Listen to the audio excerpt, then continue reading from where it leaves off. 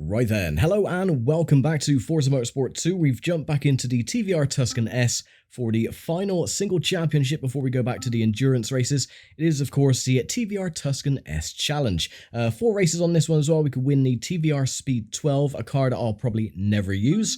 I have said that a lot of times with the cars that we've won, but I have used a couple of them, but I doubt I'll use a Speed 12.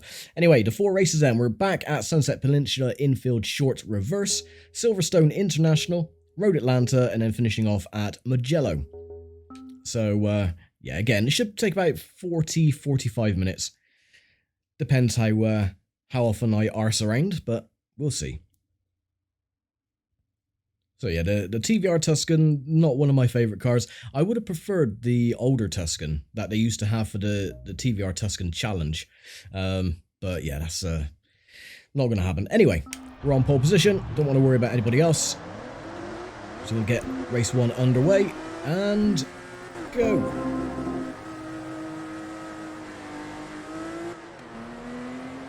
Rossi is alongside. There he is.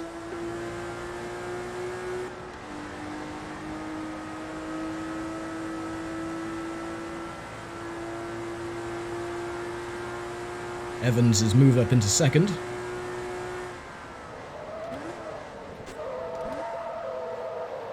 I hate this car. Just handles like crap. Too much power, not enough grip.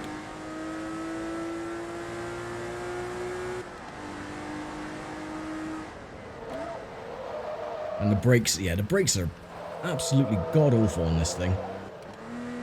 Of course, can't do anything about it because these are just stock machines. No upgrades. So much understeer, look at that.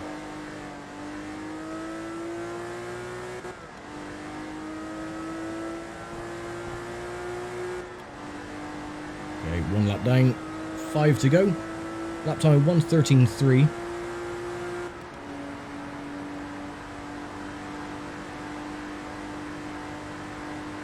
Oh, Rossi's actually been pushed out of the top 4.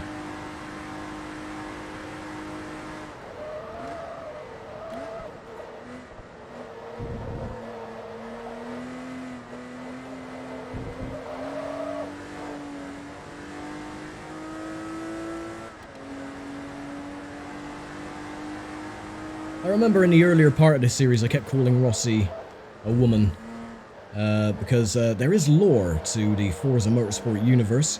Apparently no, she is the daughter, or granddaughter or something, of the Rossi that is in this game. But yeah, I just thought it was collectively known that Rossi was a woman, but nope, apparently not.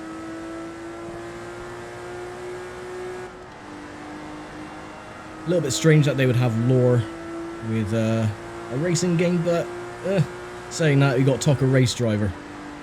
And that is some bloody terrible lore, that is. But I can understand why Ryan McCain turned out to be the antagonist in the later game, because he was a bit of a dick in the first one.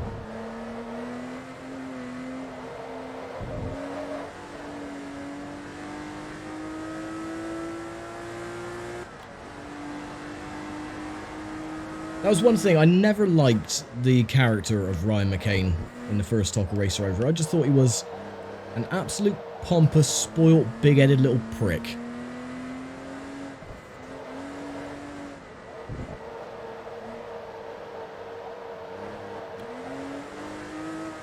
But as they, again, made him the antagonist, it, you know, suits his character down to a T. Right, 3 laps to go.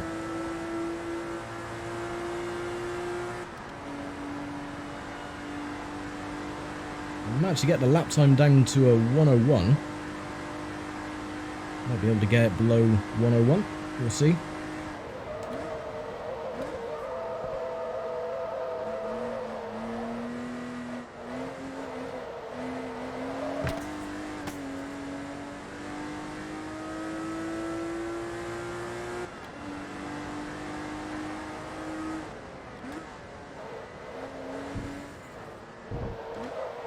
Not on this lap though, because we did lose a bit of time going off on the grass.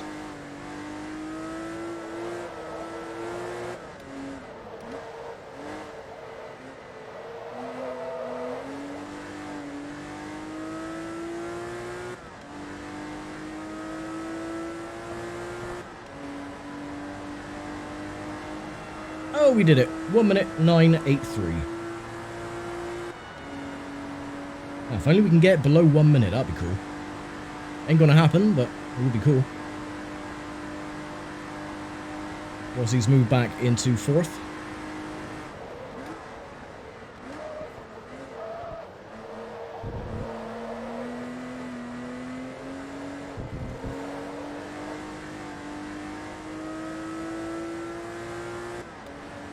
And again, the track limit warnings or the penalties that they give you for the time.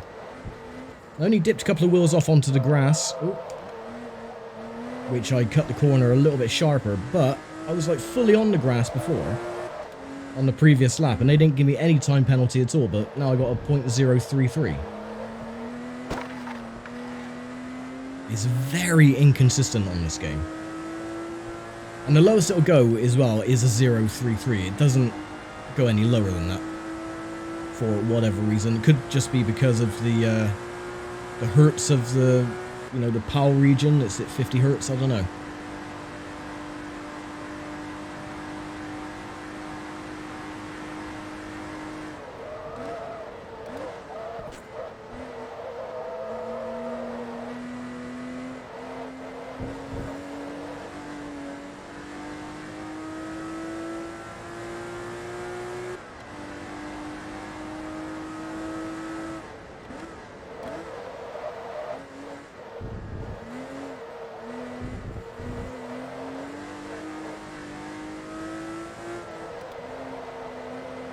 No, running wide. Again here. Yep, lost too much time. Might shave off a 100th or so. I don't know, I think that was a 1 minute .8. Yeah, 891. Oh well. Not to worry. Yeah, I don't think in this car we can get it below 1 minute. Not on this track anyway. Got level 4. At least we'll be able to max out the car level on this championship. Okay, Silverstone International. For race 2.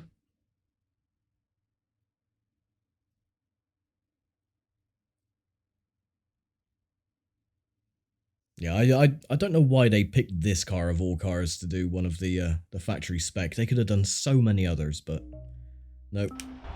Ugly, ugly looking TVR. I really hate the look of this car as well. Just, ugh, but ugly.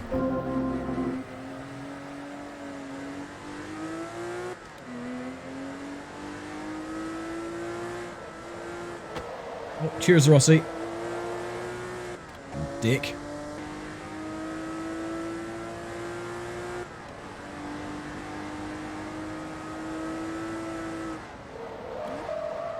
No! Oh, for God's sake.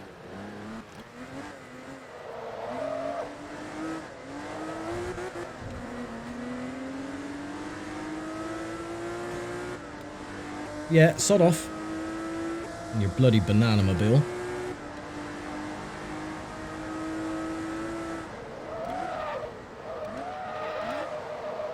Oh, stupid brakes.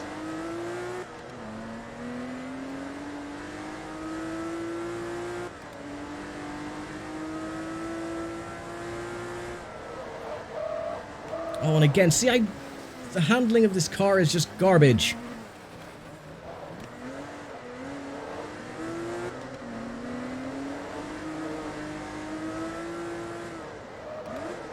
It's got so much lift off oversteer, and it's got understeer aplenty as well, and then the brakes don't work. Typical bloody TVR craftsmanship, that is.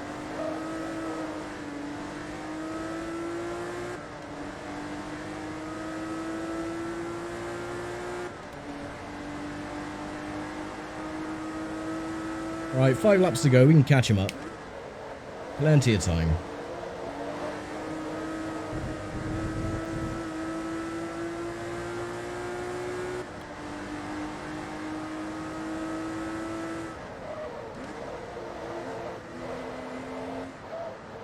Squeeze up the inside of you, thank you very much.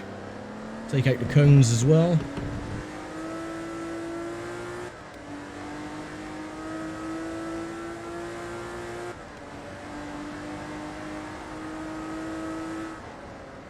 Brake 50,000 years before the corner.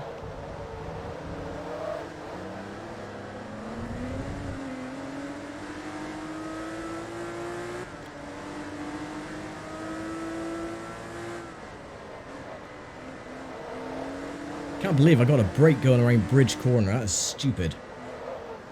Usually I can just let off the throttle and let the car just coast around, go around the outside of them. Well, no, doing that and the rear end just breaks loose.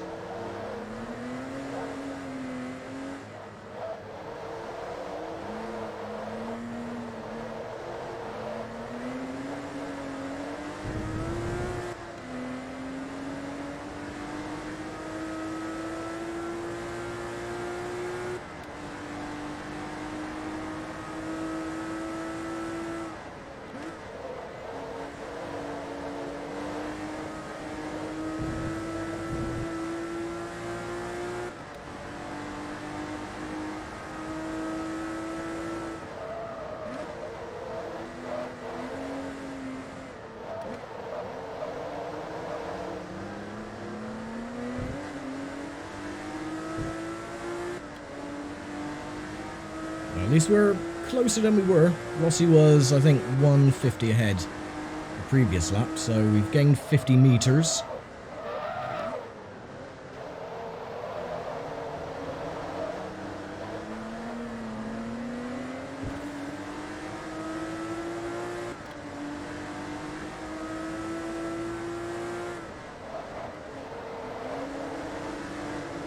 Right, that's a bit better. The car handling bit nicer now that the tyres are up to snuff.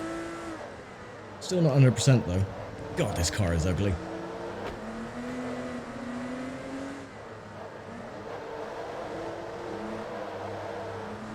Who in their right mind thought that the design of this machine was good?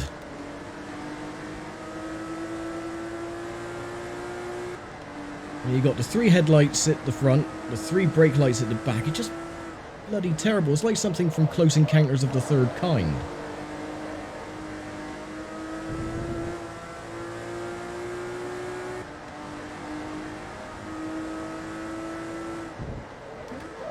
Oh, get out the way! Ruining my sodden race because you don't know how to drive. Says the person who rear-ended him because he braked too late.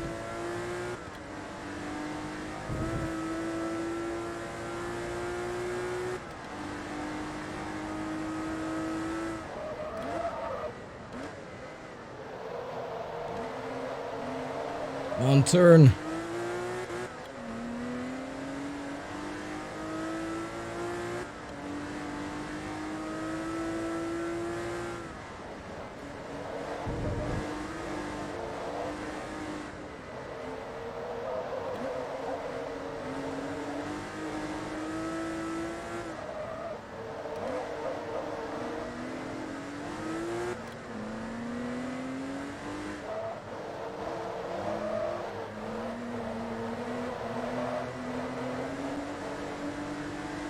So I want to put down the power so early, but I can't.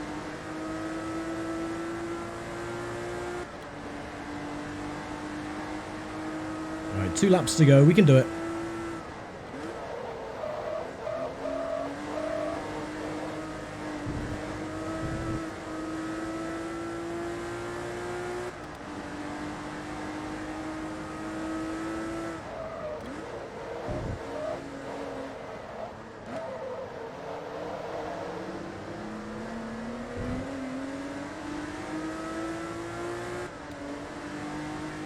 This is good. We'll be able to draft, get a run, probably dive on the inside.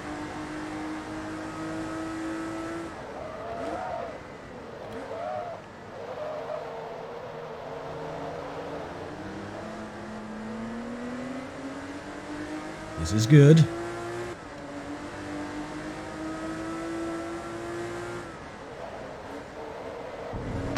Yeah, get out of the way. I don't care about you. My front is already damaged. Another scrape, doesn't matter. Dive on the inside of Rossi. Get out of the way, Rossi. Hillock.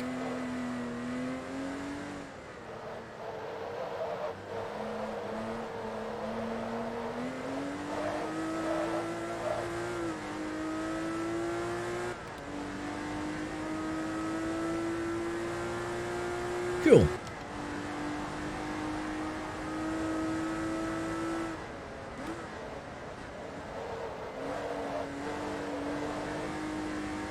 All I gotta do is just keep it nice and smooth for the last lap, and then we'll be fine. I dread to think about the damage penalty, stupid brakes.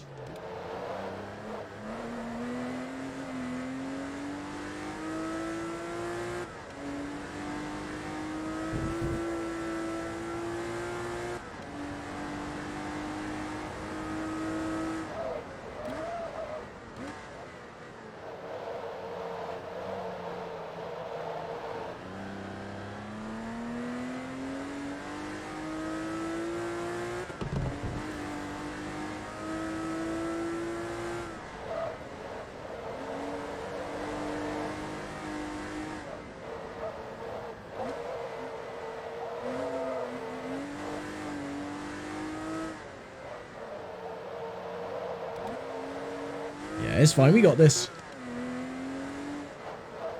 Go through. Oh. Go through Luffield for the final time.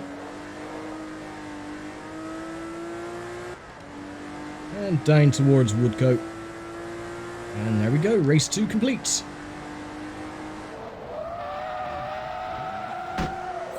And let them all pile in. Come on. Oh, they didn't. They actually avoided me. Oh, well, that's a shame. Right, how much damage? 1100, that is not bad. I thought it was going to be a lot worse. I was expecting around about 7 grand worth of damage, but no, 1100, that is, well, pocket money. With the amount of money I have at the moment, 5,052,000. God, what I would do with that. If I had those digits in my bank account, I would, well, I would not be doing this, that's for damn sure.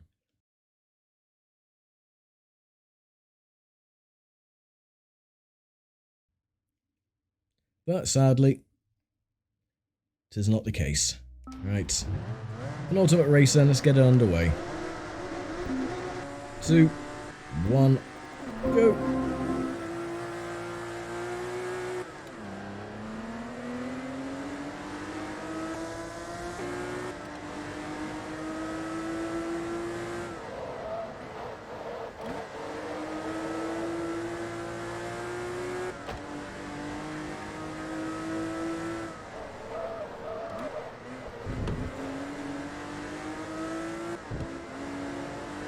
Get around Rossi, going through the S's.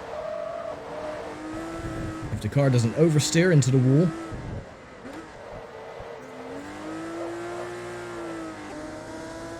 Cool. Right, Muller's behind. Rossi's pushed down to 3rd.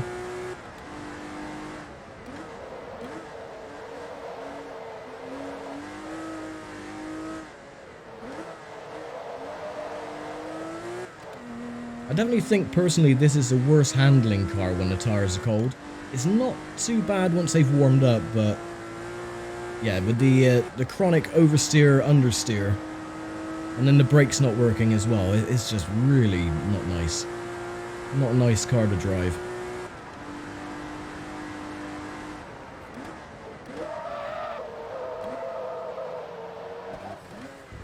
Oh, crap.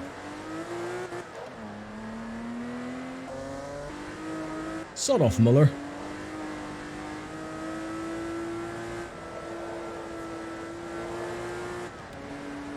Oh, 4 to go.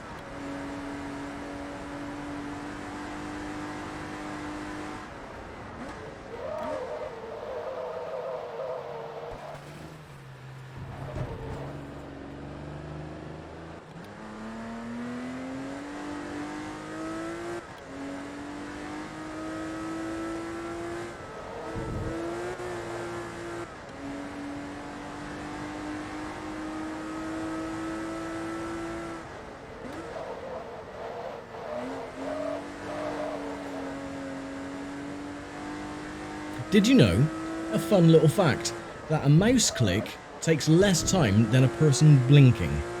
So, with saying that, if you do appreciate what I'm actually doing by making these videos and all this, that and the other, then consider liking the videos. It does very much help and is very much appreciated as well. I know a lot of people, they would rather post a comment, which takes them 5-10 minutes to write, and then they forget where the like button is, but don't be that person. If you do enjoy what I do, or if you want to support the channel, then yeah, spend 0.03 of a second on clicking the little thumbs up, because it does really help.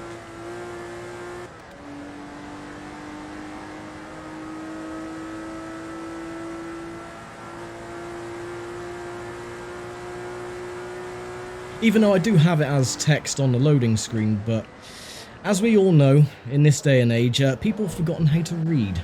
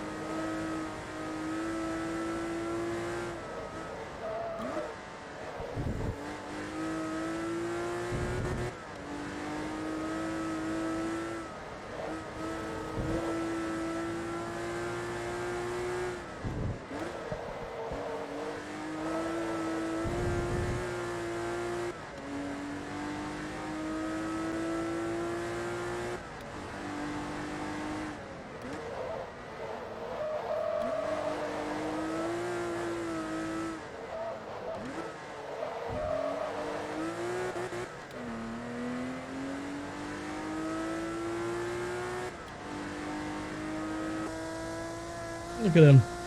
Like little flies just trying to chase a cube of sugar. Not gonna get there, lads, so you might as well just give up now.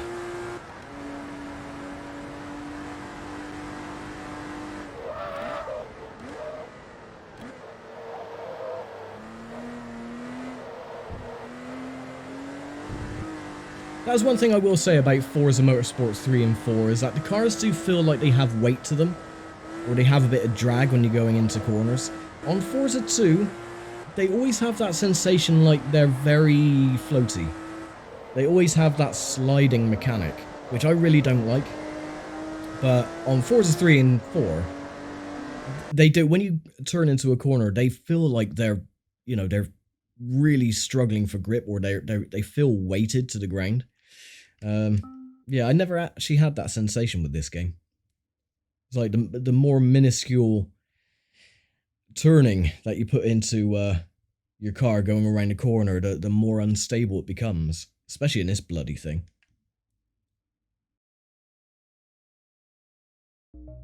Right. Rossi second, Muller, Evans, Webber, Esposito, Spears, and Schmidt.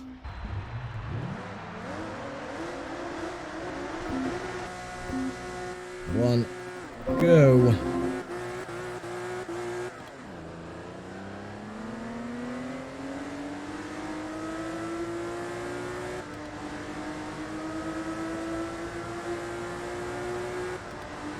Bit of a crappy start, but we'll get that back.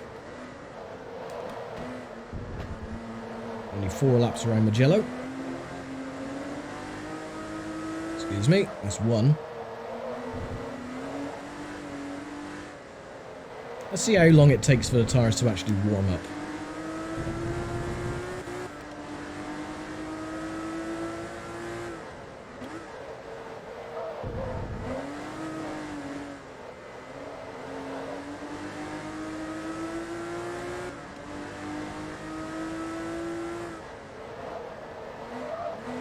Come on, out of the way.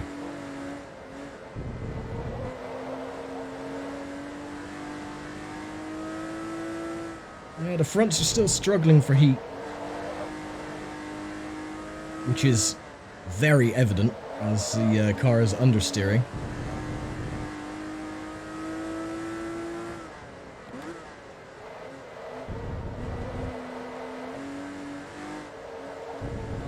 It's weird, I always lift off the brake whenever I'm downshifting. That is muscle memory from using the steering wheel. When you're doing the heel-toe downshift, it's a way to stop the car from locking up from downshifting. And I'm starting to use that technique in the controller as well when I don't need to. So now and again you'll see me like lift off the brake and the car will do this little jerk when I downshift. And again, I don't need to because the car won't lock up. It's just one of those things that is now ingrained into my brain.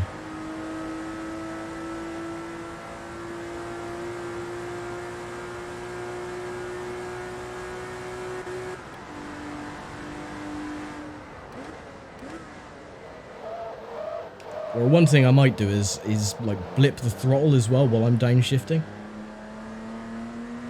Not so much, but I usually just lift off the brake instead.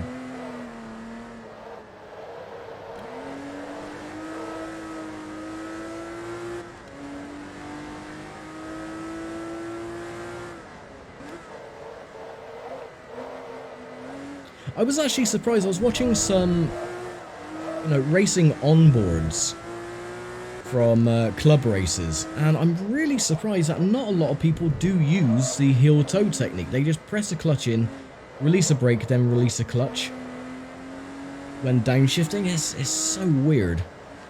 Because that's what I used to do when I first started using the steering wheel. I didn't know how to use the heel-toe, so I would just put in the clutch, release the brake, let the clutch off, and the car would just, come back to life, sort of thing. But yeah, I didn't know just how many people don't use that technique. It is such, it's really beneficial, especially when using a manual transmission.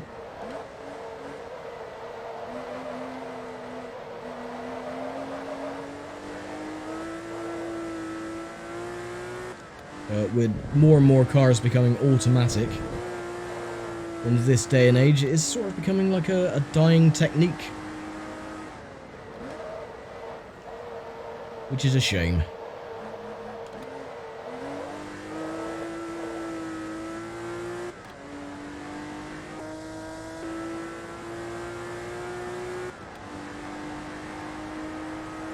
Okie dokie, 2 laps to go. 5 seconds faster, 2 minutes, 0.2.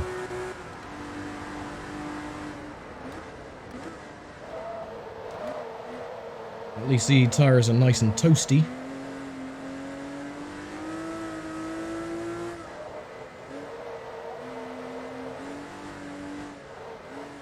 You still get a bit of understeer, but not nearly as much as when, you start a race.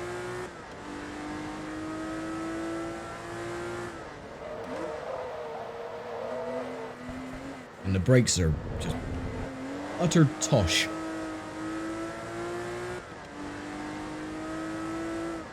There is no in between. You try and apply the brake very gently, and nothing happens. You apply a bit more and the front locks up, so you can't really win. There is no in-between.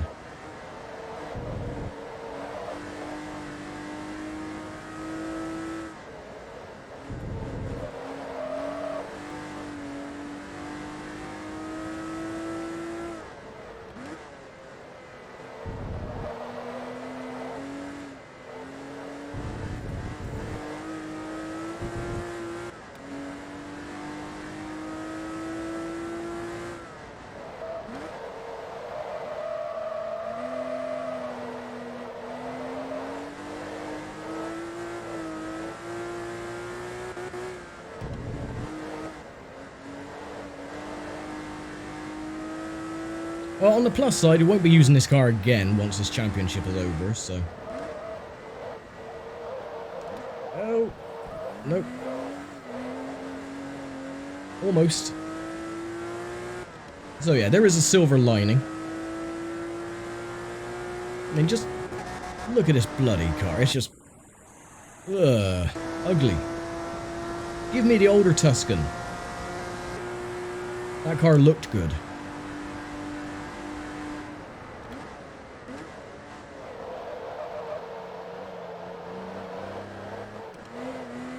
This thing looks like it was made by a Hot Wheels designer.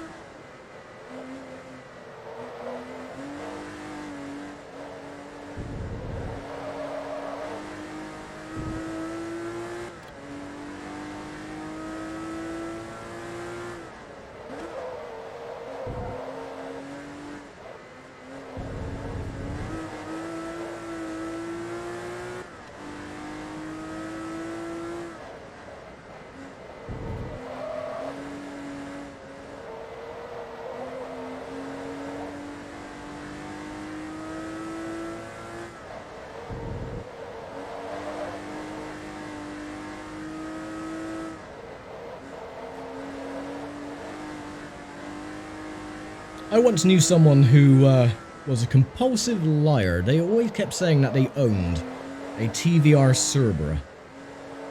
And every single time we would ask for photos, for proof. Oh, I can't, the car's in the shop. Oh, I don't have the car with me. Oh, I'm doing this, doing that. Every excuse under the sun. And then one day they were like, oh yeah, I got a Mitsubishi Evo 10 or a Mitsubishi Evo 7, something like that. So again, ask pictures. Oh, it's not with me today, doing this, doing that, and you know. Yeah.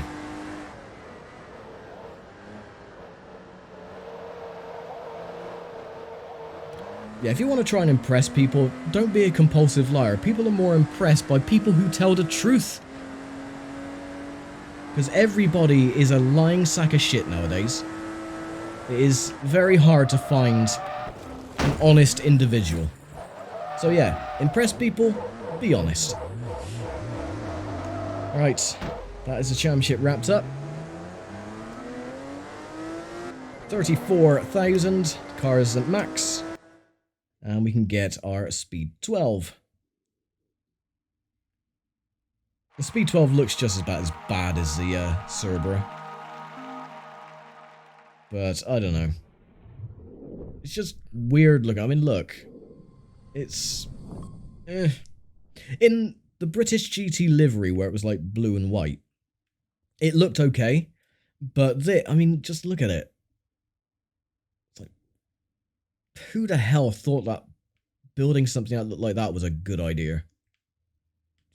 Ugh. Ugly as sin. Anyway, that is it for the factory spec events for now. We'll be back for the Shelby Cobra Challenge, but we have another endurance race to do, and it is my all-time favourite in the entire game. So I'm going to leave it here for now. Thank you very much for watching, as always, and I'll see you for episode 81 and the next endurance event. So take care, stay safe, and bye for now.